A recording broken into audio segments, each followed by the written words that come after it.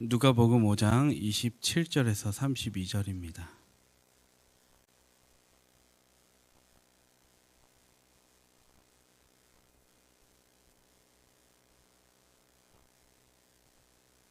제가 먼저 읽고 그 다음 여러분 읽으시고 번갈아 읽다가 마지막 같이 읽겠습니다. 그 후에 예수께서 나가사 레위라 하는 세리가 세관에 앉아 있는 것을 보시고 나를 따르라 하시니 일어나 따르니라. 레위가 예수를 위하여 자기 집에서 큰 잔치를 하니 세리와 다른 사람이 많이 함께 앉아 있는지라.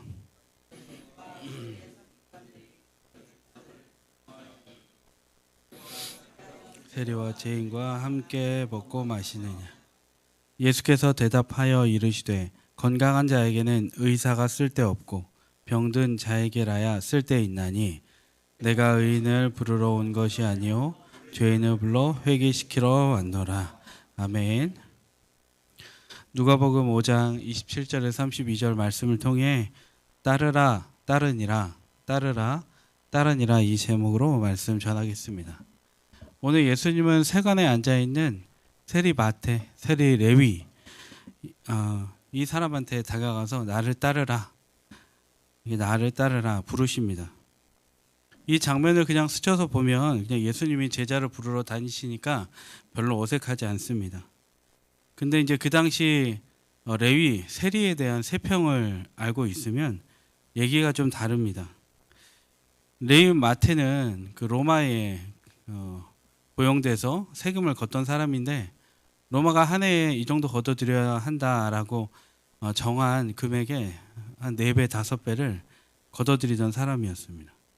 한마디로 돈에 중독돼 있고 돈에 약한 사람이었어요. 돈을 빼앗긴 사람들, 가산을 빼앗겼다고 생각하는 사람들은 레위가 눈에 가시 같았을 것입니다. 동족한테 그럴 수 있나. 그러니까 당시에 제자로 부를 때 신약성경에도 나와 있지만 흠결 없는 사람들이 예수님의 제자가 되어야 하는데 당시에 예수님은 초기에 흠 많은 사람, 세평 좋지 않은 사람, 이 사람을 예수님은 불렀다라는 거죠. 여기에 오늘 말씀의 키포인트가 있는 거예요. 근데 반면 예수님은 어땠냐면 이렇게 평판이 안 좋았던 사람과 달리 예수님은 순회 전도를 하면서 병도 고치고 말씀도 전하고 굉장히 평판이 좋았습니다. 무리도 많이 따라다녔죠. 이런 분이 세리 레위와 함께 다닐 이유가 없습니다. 예수님이 이 레위와 함께 있으면 오히려 구설수에 오를 수가 있어요. 29절 그 이후 지나서 중반절에 보면 레위가 그 예수님과 사람들을 세리를 불러 모아서 잔치를 했다고 하는데 어찌 보면 그 잔치에도 안 가는 게 낫습니다. 예수님의 사역을 위해서도요. 표면적으로는 그런 거죠. 우리도 그렇지 않습니까? 일반적으로 흠결 많고 욕먹는 사람 옆에는 사실 가는 게 부담스럽습니다. 직장에서도 상사한테 지속적으로 욕먹는 분들이 있죠. 그리고 트러블 메이커들이 있습니다. 잘 섞이지 못하는 분들이 있죠. 이제 그런 분들 옆에 가는 거는 거리두기 하고 싶고 뒤에서 챙겨주고 위로할 망정 공개적으로 사귀고 싶지 않게 하는 것이 우리의 모습입니다. 근데 예수님은 잘났다는 거예요. 예수님은 공공의적 레위를 공개적으로 곁에 두시겠다고 날 따르라 얘기하십니다. 예수님이 왜 그러셨을까요? 32절에 성경 여러분 눈으로 보시면 예수님은 오신 목적이 있습니다. 예수님은 죄인을 불러 회개시키러 오신 분이기 때문입니다. 예수님이 그런 세평 안 좋고 평판 안 좋고 무리지어 다닌 사람과 함께 했던 이유는 그런 사람들을 불러 회개시키기 위해서 오셨습니다. 예수님은 탐욕으로 점철되어 있는 세간에 앉아 있는 것과 같은 우리도 그냥 지나치지 않고 기꺼이 불러주셨습니다. 그리고 우리도 구원하신 줄 믿습니다. 그러므로 주님을 따르는 우리의 삶의 목적도 행위도 태도도 예수님과 같아야 할 줄 믿습니다. 여러분 우리 주변에도 이런 사람이 있습니다. 세관에 앉아 있는 사람들이 너무너무 많죠. 돈과 쾌락과 세상과 여러 가지 중독에 빠져서 세관에 자리하고 있는 사람이 있습니다. 세간에 그 자리를 오랫동안 내주지 않는 사람이 있어요. 그런 사람들을 대하면 곁에 두고 보기에 곁에 있는 거 계속 있으면 내가 손해 볼 것 같아요. 괜히 말 섞으면 힘들어요. 그래서 멀리하게 됩니다. 그러나 오늘 성경대로 하면 예수님은 그런 사람들에게 손 내밀라. 그런 사람들에게 곁을 내주라. 그런 사람들의 품이 되어주라. 그런 사람들의 친구가 되어라. 그리고 그들을 살려라. 이 삶을 사는 것이 예수님 지신 십자가, 나도 지고 거룩한 삶을 살아가는 것임을 믿습니다. 다음 장면을 보시면 28절에 나와 있는데요. 레위가 예수님의 음성을 듣고 예수님을 따르는 장면이 나옵니다. 28절을 우리 한번 같이 읽어주시겠습니까? 읽습니다. 시작. 그가 모든 것을 버리고 일어나 따르니라. 아멘. 레위는 따르라는 부르심에 따라가는 의지를 보입니다. 따르라는 부르심에 따라가는 의지를 보인 거예요. 그런데 어떤 상태로 따라가느냐, 이것에 우리는 주목해야 돼요. 어떤 상태로 따라갔죠? 모든 것을 버리고 따라갔습니다. 레위가 버린 모든 것의 정체는 뭘까요? 모든 것을 버렸다고 하는데 레위의 입장에서 모든 것의 정체는 뭘까요? 돈일 것입니다. 왜냐하면 돈을 걷어들이는 사람이니까. 그동안 4배, 5배 받던 그 유익을 그냥 내려놓는 정도가 아니라 다 버렸다고 나옵니다. 근데 버리기 쉽지 않았던 돈이에요. 그 돈은 예수님 당시에 돈의 재료는 뭐였죠? 레위에게 있어서는 적어도 그 돈의 재료는 그가 받아온 멸시와 천대와 버려진 자존심이었습니다. 피 같은 돈이에요. 그런데 모든 돈을 버려두고 예수님을 따릅니다. 그렇다면 어떻게 그 피 같은 돈을 버려두고 예수님을 따를 수 있었을까요? 돈에 약한 사람인데 어떻게 이걸 내려놓고 따를 수 있었을까요? 그것은 이 일이 있기 전에, 오늘 레위가 예수님을 만나기 전에 무슨 일이 있었나 배경을 간략하게 살펴보면 어렵지 않게 알 수 있습니다. 여러분, 예수님 당시에 그 세리가 일하던 레위가 일하던 세관이 있습니다. 오늘 세관에 있다가 예수님께 따르라는 음성을 들었잖아요. 근데 이제 세관은 지금 세무서처럼 여기에 길동 세무서도 있잖아요. 큰 건물이 아닙니다. 당시의 세무서는 임시 구조물 형태로 교차로나 장터, 그런데 눈에 많이 띄고 사람들 많이 있는데 위치하던 것이 당시의 세관이었어요. 사람들이 많이 드나들면서 북적댔을 거죠. 사람들이 많이 드나들면 서로 막 이야기했을 거예요. 뭐 그 얘기 들었어? 이런 얘기 했겠죠. 오가는 사람을 통해 레위는 예수님에 대한 목격담을 들었을 거예요. 정황 역사로 보는 겁니다. 우리는 레위가 여기에서 내가 들었노라 이런 얘기 하지 않아요. 위치와 정황을 볼 때 충분히 그러할 수 있다는 거예요. 어쩌면 제자들을 모으고 있다는, 예수님이 기적도 나타내시고 말씀도 전했고 제자를 불러 모으는 것도 사람들이 봤으니까 어쩌면 제자들을 불러 모으고 있다는 소식도 들었을 거예요. 그러다가 레위 앞에 예수님이 나타나시죠. 나를 따르라 라고 말씀하세요. 그의 귀에 예수님의 음성이 꽂혔습니다. 지체했다는 말이 이 본문에 오늘 나타나지 않아요. 레위의 그 시점을 한 번 더 우리가 들여다보면, 레위의 마음을 들여다보면 레위라고 세금 4-5배 받으면서 고리대금업하면서 돈 받는 것, 욕먹는 것 좋지 않았을 거예요. 세리 일이 너무 힘들기도 했을 수 있습니다. 여하튼 그때 예수님의 음성이, 그런 상황 속에서 예수님의 음성이 들렸습니다. 나를 따르라. 예수님의 말씀을 들은 그는 예수님의 말씀을 듣고 따르라에 따르니라. 그것도 그냥이 아니라 피 같은 돈, 아니 어찌 보면 이제는 돌아보고 싶지 않은 돈을 내려놓고 다 버리고 지체 없이 예수님을 따를 수 있었던 겁니다. 예수님의 음성을 들었기 때문에. 이때 성령이 또 역사했겠죠. 또 모든 상황을 들어서 하나님이 역사하셨어요. 그 상황 가운데 성령이 임하시고 레위의 마음을 움직인 거죠. 그래서 모든 것을 버리고 따를 수 있지 않았나 생각할 수 있어요.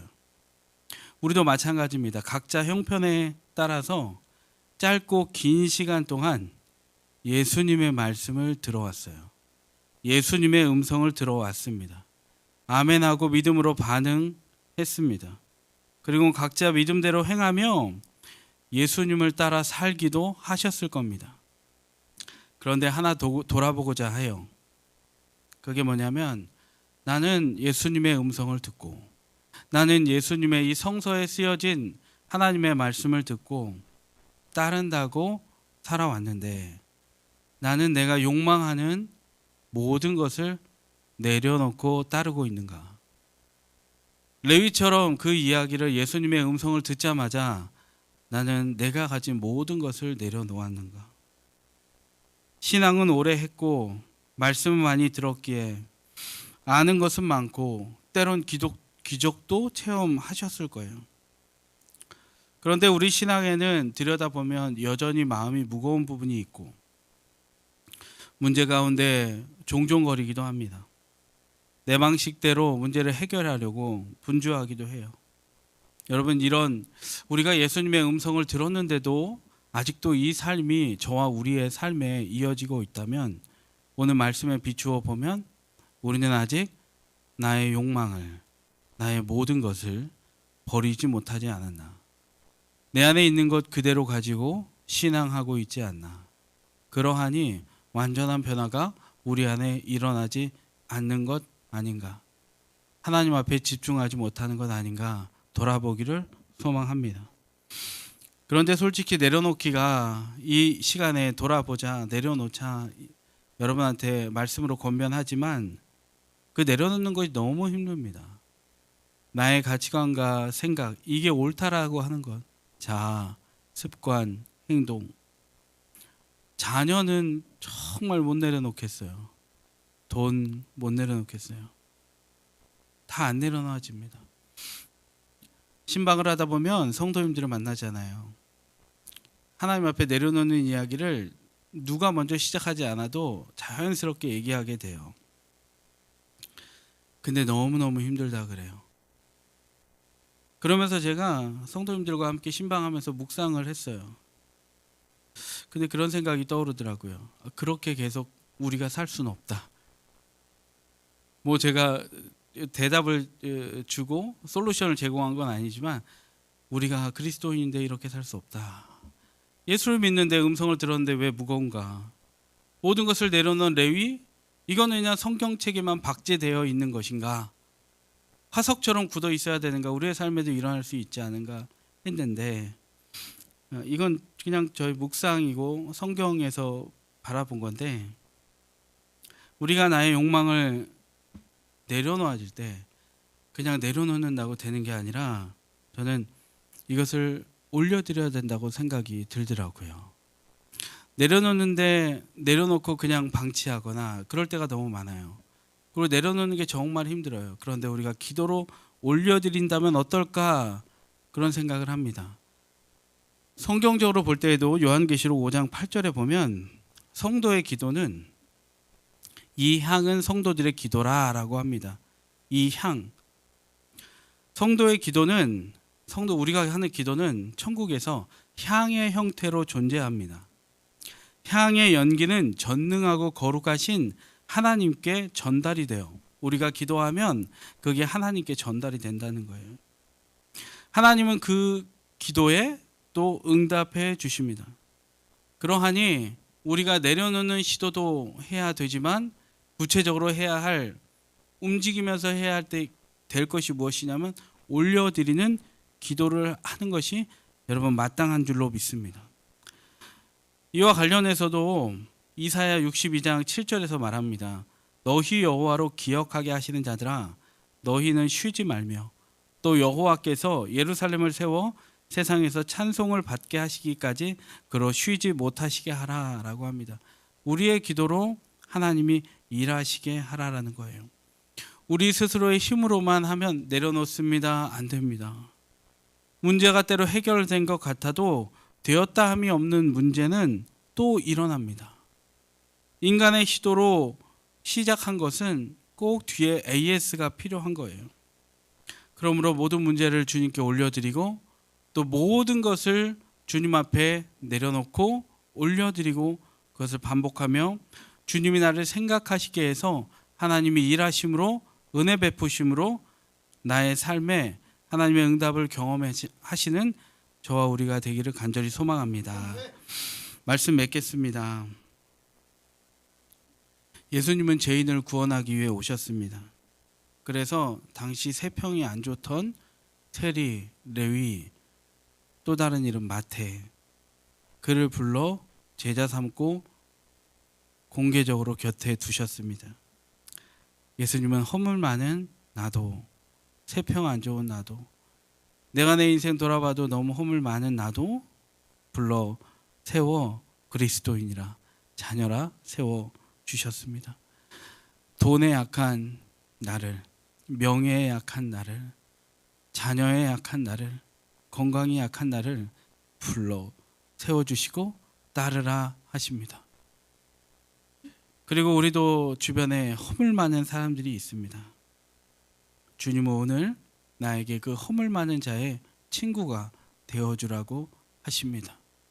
문제가 있으면 다 드러내서 상처를 또 아프게 하는 것이 아니라 덮어주고 사랑하며 십자가 사랑의 제자의 길을 가기를 소망합니다.